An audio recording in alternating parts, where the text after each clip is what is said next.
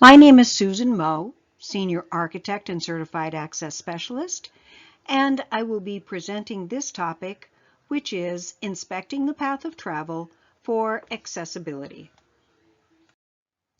In Chapter 2, Definitions, you will find the definition for accessible route. An accessible route is a continuous, unobstructed path connecting accessible elements and spaces of an accessible site, building, or facility that can be negotiated by a person with a disability using a wheelchair, and that is also safe for and usable by persons with other disabilities. Interior accessible routes may include corridors, hallways, floors, ramps, elevators, and lifts.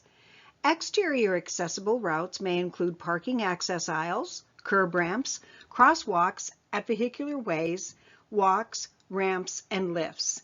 As we'll see in the next definition, path of travel, an accessible route is an element within a path of travel. In Chapter 2 Definitions, you will find the definition for a path of travel. As the definition reads, a path of travel is an identifiable, accessible route within an existing site, building, or facility by means of which a particular area may be approached, entered, and exited, and which connects a particular area with an exterior approach, including sidewalks, streets, and parking areas, an entrance to the facility, and other parts of the facility. When alterations, structural repairs, or additions are made to existing buildings or facilities, the term path of travel also includes the toilet and bathing facilities, telephones, drinking fountains, and signs serving the area of work. A definition that is often overlooked that you will find in Chapter 2 Definitions is that of a circulation path. As the definition reads, a circulation path is an exterior or interior way of passage provided for pedestrian travel, including but not limited to walks, hallways, courtyards, elevators, platform lifts, ramps, stairways, and landings. Unlike the definition for an accessible route, a circulation path can include stairways. PR 15-01 requires that the project's area of work must be indicated. For existing facilities, the path of travel must be clearly identified, including those elements that serve the area of alteration that may need upgrades to meet access compliance. That would include the entrance to the facility, toilet and bathing rooms, drinking fountains, public telephones, signs, and potentially parking spaces. In addition, the design professional and general responsible charge statement must also be shown on the drawings that indicate that the design professional has actually visited the facility to determine which elements are accessible and which elements may require upgrade. This site plan does not clearly identify all of these items. Other areas of a facility that need careful inspection are site arrival points. That would include accessible parking spaces, passenger drop-off and loading zones, and public transportation stops. When inspecting accessible parking spaces, following are the elements to be considered. Van spaces are required at 1 for every 6 or fraction of 6 accessible parking spaces. Post-mounted ISA parking signs should indicate whether or not the parking space is van accessible, and also a minimum $250 fine. It's required that it be 60 inches to the bottom of the sign and 80 inches if the sign is located within a circulation path. Wheel stops are not required, but they may be necessary to prevent encroachment of a vehicle into the accessible route. In the access aisle, diagonal stripes are required at 36 inches on center, either white or blue that contrast with the surface. Parking and access aisle slopes are required to be 2.08% maximum in all directions, or 1 in 48. The van accessible stall requires that the access aisle be on the passenger side. If there is a ramp associated with the accessible parking spaces, such as the parallel ramp indicated, then detectable warnings are required at the landing of that ramp. The accessible stall must be 9 feet wide minimum and 18 feet long minimum. The access aisle is required to be 5 feet minimum, and it's required the full length of a parking stall. The van accessible stall is required to be 12 feet wide minimum and 18 feet long minimum. However, it can be reduced to 9 feet wide minimum where the access aisle is 8 feet wide minimum. The border around the access aisle must be painted blue with 12-inch high letters in white that state no parking. And at the bottom of the van and accessible parking spaces, the international symbol of accessibility is required as pavement marking, a minimum 36 inches square. This is a photograph of 2 accessible parking spaces prior to a renovation. You can see that there is a built-up curb ramp into the access aisle that is not permitted under the current building code. In addition, the surface identification is faded and definitely not compliant, and the parking signs have issues as well. This detail indicates the alterations to the accessible parking spaces that were shown on the previous photograph. A curb ramp with the correct running slope is indicated to be provided rather than the curb ramp that was built up into the parking space and the access aisle. There are wheel stops shown to prevent encroachment into the accessible route, and the surface identification is shown with the correct access aisle notations and the ISA. This is a photograph of the same accessible parking spaces after the completion of the alterations. There's a parallel curb ramp that's been provided with yellow detectable warnings at the proper location at the landing at the base of the parallel curb ramp. There are wheel stops to prevent encroachment into the accessible route. The surface identification is correct with the proper contrast on the striping at the access aisle. There are 2 international symbols of accessibility that are at the proper location at the base of the accessible parking spaces, and the parking signs are also correct. The parking space identification signs are required to include the international symbol of accessibility, additional language or an additional sign with the designation van accessible, an additional language or an additional sign below the ISA stating minimum fine $250.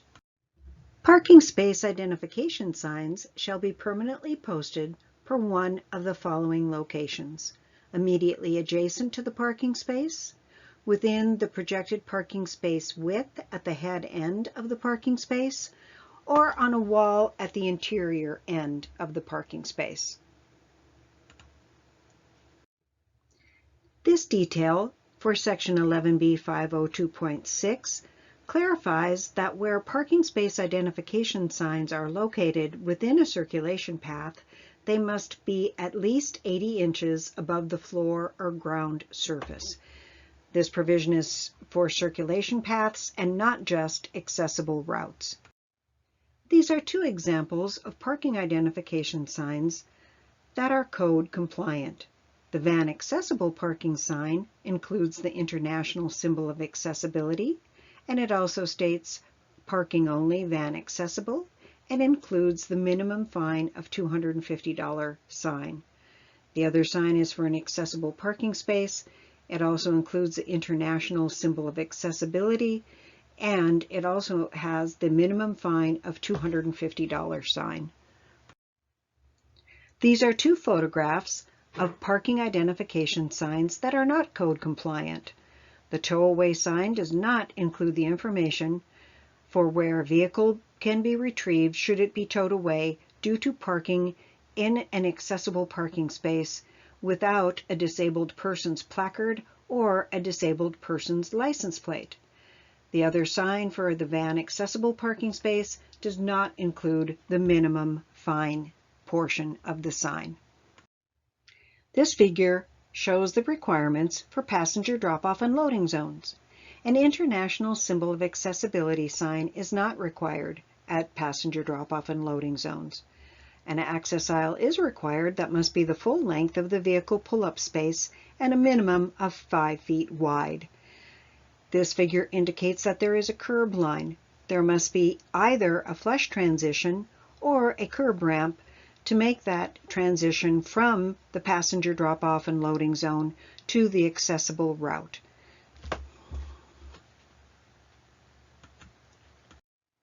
The next item that we'll be covering are electric vehicle charging stations. There are definitions applicable to EVCS, and that you will find in Chapter 2, Section 202, Definitions. Scoping provisions outline what type and how many are required. You'll find that in Chapter 11B, Division 2, Section 11B 228.3, Electric Vehicle Charging Stations. The technical provisions provide the requirements for where they're located and how to make them accessible. Chapter 11B, Division 8, Section 11B 812, Electric Vehicle Charging Stations includes those technical provisions. This plan indicates the configuration and possible layout for electric vehicle charging stations.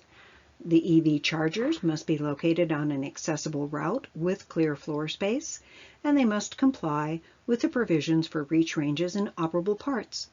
In this configuration, there are 5 or more electric vehicle charging stations. Therefore, the ISA and a van accessible sign must be provided. The access aisle adjacent to the van space is limited to 5 feet wide minimum. EV charging only must be provided for surface identification on the electric vehicle charging stations. These figures indicate 2 different types of curb ramps, a flared curb ramp and a returned curb ramp. The flared curb ramp is safest and allows people to enter the ramp directly or from a side angle. This design is best used where pedestrians are likely to walk across the ramp. A smooth transition with no lip or drop-off is required at the base of the curb ramp. A returned curb ramp has the curb turned back the full depth of the ramp. This design can be a tripping hazard to pedestrians and should be used only where adjacent plant beds or other features will prevent approach from the sides. These photographs indicate field conditions at 2 different types of curb ramps. One is the returned curb ramp, and assuming that the slopes are compliant, this curb ramp would be considered compliant. The other is a built-up curb ramp, and these curb ramps are no longer permitted in access aisles at accessible parking spaces. In Chapter 2, Definitions, you will find the definition for both a sidewalk and a walk. A sidewalk is contiguous to an adjacent street or highway. The running slope is not to exceed that general grade that's established for the adjacent street or highway. A walk, on the other hand, has a limitation of 1 to 20 or 5% maximum for running slope. The sidewalk and crosswalk slopes are both limited at 1 to 48 or 2.083% maximum. Walking surfaces on accessible routes must be stable, firm, and slip resistant. There can be no openings that allow a passage of a sphere that is more than ½ inch diameter. The vertical change in level is 1/4 inch high maximum, and between 1/4 inch and 1/2 inch it must be beveled with a slope not steeper than 1 to 2. The width of a sidewalk is limited to 48 inches minimum. That is taken from the edge of the walk to the edge of the top of the curb. This approved detail plan of a walking surface indicates a walk that is 8 feet wide, which is twice the minimum that is required. The designer has allowed for construction tolerances and indicated that the cross slope is less than the 2 percent maximum that is allowed. In addition, they have indicated on their detail the drop-off at the edge of the walk is less than the 4-inch maximum that is allowed. A ramp is an element that can be used in an accessible route where a change in elevation is greater than 1/2 inch. The running slope is limited to 1 in 12 and the cross slope is limited to 1 in 48. Ramps that change direction shall have a clear landing, 60 inches wide minimum by 72 inches in depth minimum in the direction of downward travel from the upper ramp run. Ramp and stair handrail requirements are as follows. At a ramp, a handrail must extend horizontally 12 inches beyond the top and bottom landing.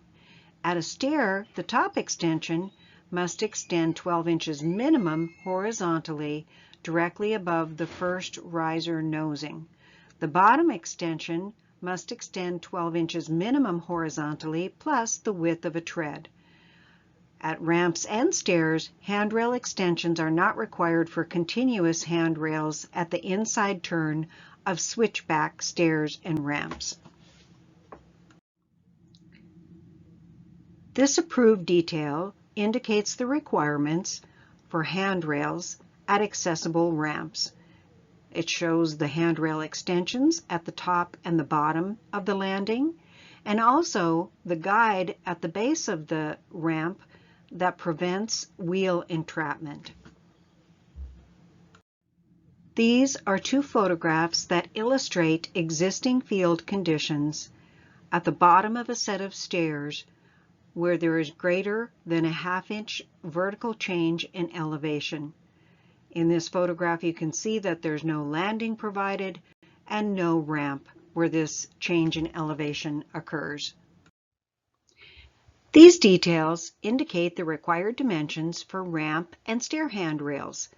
An 1.5 inch minimum is required from the edge of the handrail to an adjacent surface.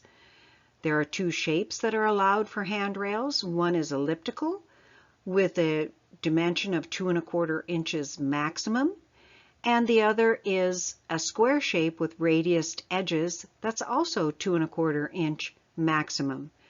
The perimeter can be anywhere from 4 to 6¼ inches. Contrasting stripes are required on stair treads both for exterior and interior stairs. For exterior stairs, the contrasting stripe is required at the upper approach and at all treads. For interior stairs, the contrasting stripe is required at the upper approach and the bottom tread. And at least one handrail must be in the direction of travel perpendicular to the stair nosing. This detail indicates an approved plan for a set of stairs. The depth of the tread is 12 inches, and the proper dimension is shown for the extension of the handrail at both the top and the bottom of this set of stairs. This section and details provides additional information for the set of stairs, including the contrasting stripe that's required, typical at each tread. These two photographs are indicative of two non-compliant field conditions. The contrasting stripe at the tread does not provide the correct level of contrast between the stripe and the tread itself. The handrail extension is insufficient because it does not extend the depth of one tread plus 12 inches. Another element that you might potentially encounter on an accessible route is an elevator. Following are the various provisions you should be prepared to inspect when looking at elevators. For hall lantern fixtures and door jamb markings, you look to their location. For emergency features, you look at the emergency operation, the intercom system, signaling devices, and door reopening sensors. The various dimensions to review are the height of hall call buttons, the clear opening width to enter the cab, in-car controls, the support rail type and location, size of the cab, and the tactile and visual requirements are those for Braille text for buttons and also button style and dimensions. The requirements for protruding objects applies to all circulation paths, including accessible routes with limited exceptions in area of sport activity and play areas. A vertical dimension of 80 inches minimum must be maintained for overhead projections. For objects that protrude from a wall, the limit is 4 inches unless the object is within the cane detection range, and that would be below 27 inches. These two photographs are taken of non-compliant protruding objects. Persons with visual impairments use a wall as a shoreline. The diagonal braces extend more than 4 inches from the wall, and there is no cane detection below the 27 inches that would alert a person walking along the wall to the protruding object that they might run into. The fire sprinkler riser also protrudes more than 4 inches from the wall, and there is no cane detection provided at the fire sprinkler riser. These are 3 photographs of protruding objects that you might encounter when inspecting a facility. The paper towel dispenser extends more than 4 inches from the wall, and the bottom of the dispenser is above the 27-inch minimum requirement for the cane detection range. That is also true for the fire extinguisher cabinet that extends more than 4 inches from the wall and is above the cane detection range, as is the fire extinguisher that is mounted on the wall. The requirements for operable parts and the various types of operable parts are as follows. The requirements are that they must be operable with one hand, no tight grasping, pinching, or twisting of the wrist. A clear floor space is provided at the operable part, and it has to be mounted within one or more of the forward or side reach ranges. Some of the various types of operable parts are light switches, thermostats, fire alarm pull boxes, elevator controls, and door hardware. These are 2 photographs of compliant fire alarm control boxes. They can be operated with a fist, elbow, or flailed hand, and the word activated appears after the handle is pulled down.